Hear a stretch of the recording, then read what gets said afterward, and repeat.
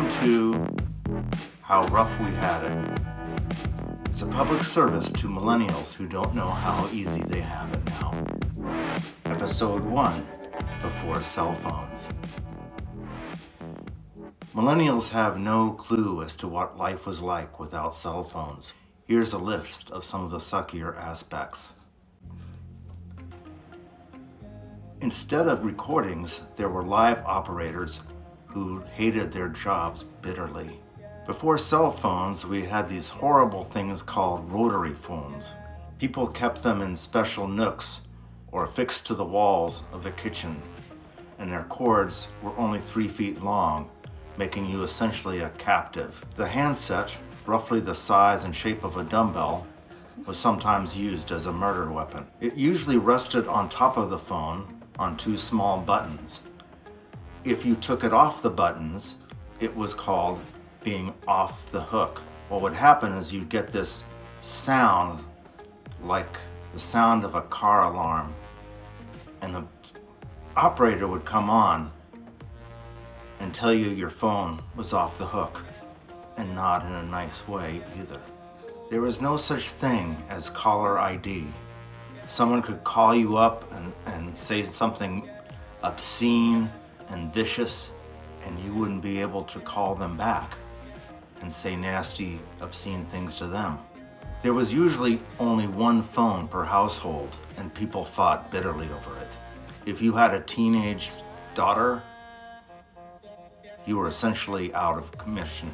You couldn't text pictures with rotary phones, and people looked at you very strangely if you tried. If you wanted to call someone, you couldn't just press numbered buttons. You had to stick your finger into a hole and hope for the best. The dial was attached to a spring device that would make it return to its original position. Women who just had their nails done used a pencil to dial the phone. Some people lost their fingers and needed new prosthetic ones. We couldn't program cool ringtones like K-pop songs. We had only one sound to choose from, and that sounded like a fire alarm. Whenever the phone rang, my family used to run out of the house with all their belongings. Before cell phones, if you made lunch plans with someone and they didn't show up, you were SOL. If you had a payphone in the restaurant and had a couple of quarters, you could call them. But if you didn't have any quarters, you were out of luck. And then the waiter would yell at you for reserving a table and having no one show up. Speaking of payphones, there were also what we called public phones.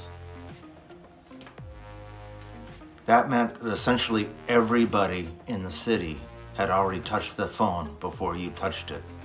Need I say more?